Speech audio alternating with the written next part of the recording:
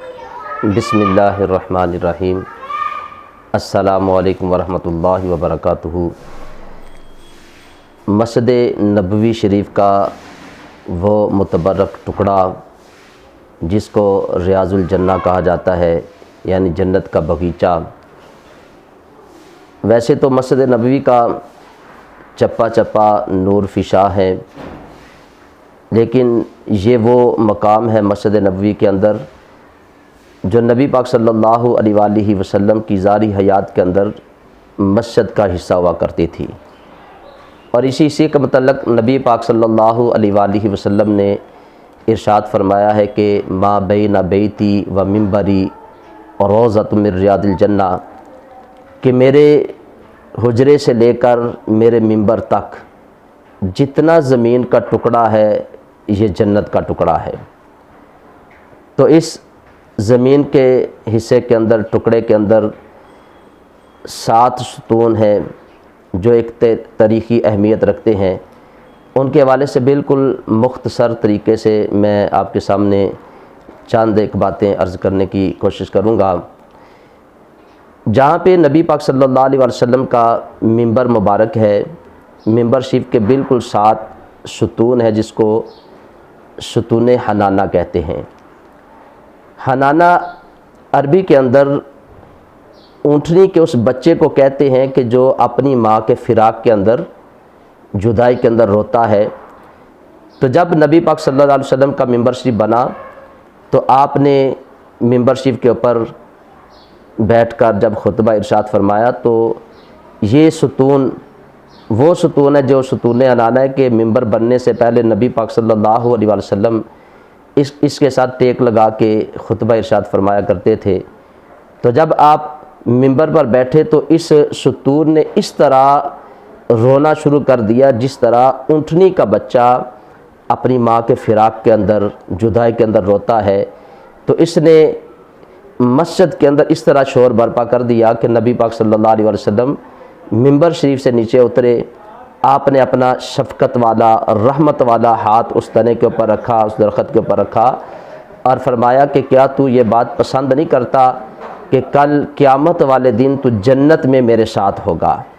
جب نبی پاک صلی اللہ علیہ وسلم نے اس کو تسلی دی، دلاسا دیا، تو وہ جو کھجور کا درخت تھا وہ خاموش ہو گیا۔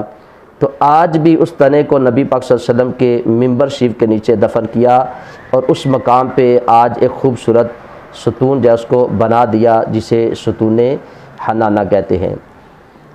اب اس سے آگے جو تاریخی ستون ہے وہ ستون عائشہ ہے۔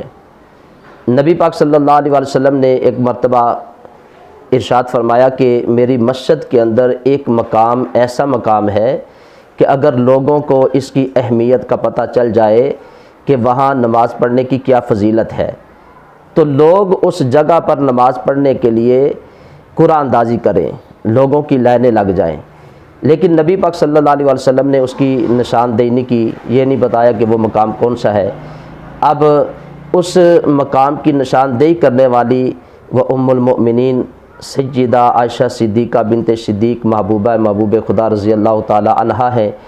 انہوں نے اس ستون کی، اس جگہ کی نشاندہی کی، اس لیے اس ستون کو ستون عائشہ کے نام کے ساتھ مرسوم کر دیا گیا۔ اب اس کے بالکل سامنے جو ہے وہ ستون ابو لبابہ ہے۔ ستون ابو لبابہ، اس کو ستون توبہ بھی کہتے ہیں۔ حضرت ابو لبابہ رضی اللہ تعالیٰ عنہ یہ صحابی رسول ہیں، ان سے کوئی قصور واقع ہو گیا۔ اب انہوں نے اللہ اس کے رسول کی بارگاہ میں اپنے آپ کو گنہگار تصور کرتے ہوئے اپنے آپ کو ستون کے ساتھ باندھ دیا، اور یہ وعدہ کیا کہ جب تک اللہ اور اس کا رسول مجھے معاف نہیں کرے گا تو میں اپنے آپ کو اس ستون کے ساتھ باندھے رکھوں گا، نہ کچھ کھاؤں گا نہ کچھ پیوں گا۔ تو اپنے آپ کو اس ستون کے ساتھ باندھ دیا۔ اب جب بھی نماز کا وقت ہوتا یا کوئی حاجت ہوتی تو آپ کی بیوی اور آپ کی بیٹی آپ کو تھوڑی دیر کے لیے کھولتے، اب نماز پڑھتے، پھر اس ستون کے ساتھ اپنے آپ کو باندھ لیتے، یہاں تک کہ اللہ رب العزت کی طرف سے ان کی توبہ جو ہے وہ قبول ہو گئی۔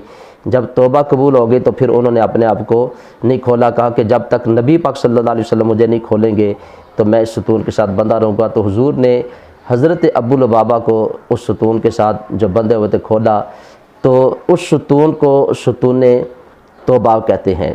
آج بھی لوگ وہاں جاتے ہیں، وہاں پہ جا کے نفل ادا کرتے ہیں، اپنے گناہوں کی اللہ کی بارگاہ میں توبہ کرتے ہیں۔ تو آپ بھی جب جائیں، اللہ توفیق دے تو وہاں جا کے آپ بھی نفل ادا کریں، اپنے گناہوں کی توبہ کریں۔ پھر اس کے آگے اگر چلے جائیں تو روضہ پاک کی طرف ستون وفود، یہ وہ ستون ہے کہ جہاں نبی پاک صلی اللہ علیہ وسلم ان لوگوں کے ساتھ ملاقات کرتے جو باہر سے آتے تھے، جو وفد آتے تھے، تو حضور اس مقام پر بیٹھ کے ان کے ساتھ ملاقات کرتے، ان کے ساتھ بات چیت کرتے۔ پھر اس کے بعد اگر آپ دیکھیں روضہ پاک کی جو سبز اور سنہری جالیاں ہیں، اس کے اندر 3 ستون جو ہیں وہ نظر آتے ہیں۔ ایک ستون ستون حرس، جس کو ستون علی بھی کہتے ہیں، یہ وہ ستون ہے کہ جہاں پہ حضرت علی پاک اکثر نماز پڑھا کرتے تھے، اور پھر نبی پاک صلی اللہ علیہ وآلہ وسلم کے لیے رات کو وہاں چوکے داری بھی کرتے، پہرا دیتے، حضور کی پاسداری کیا کرتے تھے۔ اور پھر اس کے ساتھ ستون سریر ہے، یہ وہ ستون ہے کہ جہاں پہ نبی پاک صلی اللہ علیہ وسلم اعتکاف فرمایا کرتے، اور پھر نبی پاک صلی اللہ علیہ وسلم کا بستر مبارک بھی اسی جگہ پہ لگایا جاتا، نبی پاک صلی اللہ علیہ وسلم وہاں پہ آرام فرمایا کرتے تھے۔ اس کے بعد ستون تہجد، یہ ستون تہجد جو ہے حضرت علی پاک کے گھر مبارک کے بالکل ساتھ یہ ستون ہے۔ تو اس ستون کی جگہ پر نبی پاک صلی اللہ علیہ وسلم تہجد کی نماز پڑھا کرتے تھے، کیونکہ نبی پاک صلی اللہ علیہ وسلم پر تہجد بھی فرض تھی، تو آپ اس مقام پہ تہجد کی نماز پڑھا کرتے، تو اس ستون کا نام ستون تہجد رکھ دیا۔ تو یہ وہ تاریخی مقامات ہیں، یہ وہ جگہ ہے کہ جہاں پہ کثرت کے ساتھ نبی پاک صلی اللہ علیہ وسلم کے قدم مبارک لگے، اور زمین کا وہ خوش قسمت ٹکڑا جس نے بے شمار اور لا تعداد مرتبہ نبی پاک صلی اللہ علیہ وسلم کے مبارک تلووں کو بوسے دیے ہیں۔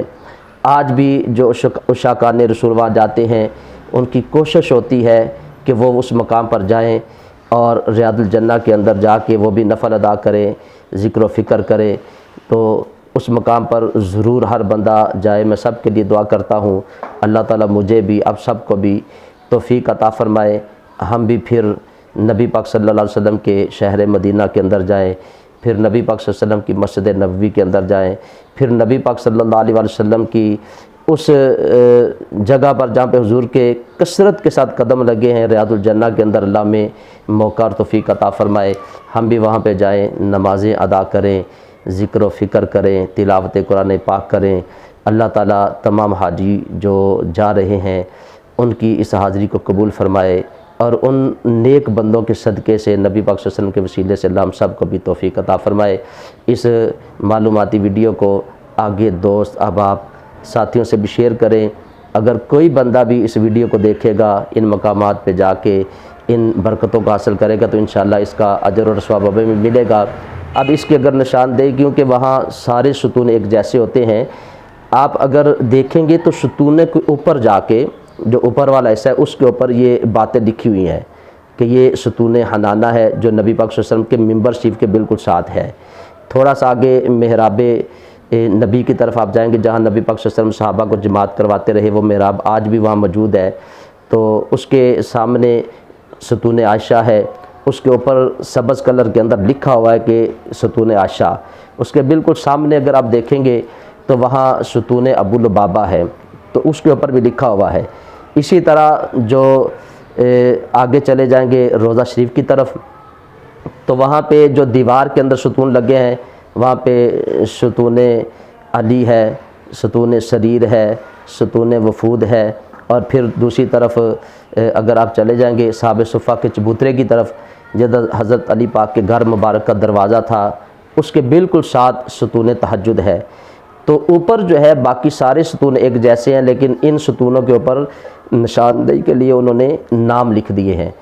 تو یہ ایک ویڈیو جو میں نے بنائی ہے، اس امید سے بنائی ہے کہ جو بھی وہاں ساتھی جائیں گے، ان کی زیارت کریں گے، تو انشاءاللہ انہیں بھی اس کا فائدہ ہوگا۔ انشاءاللہ مجھے بھی اللہ کی بارگاہ سے اس کا اجر و ثواب ملے گا۔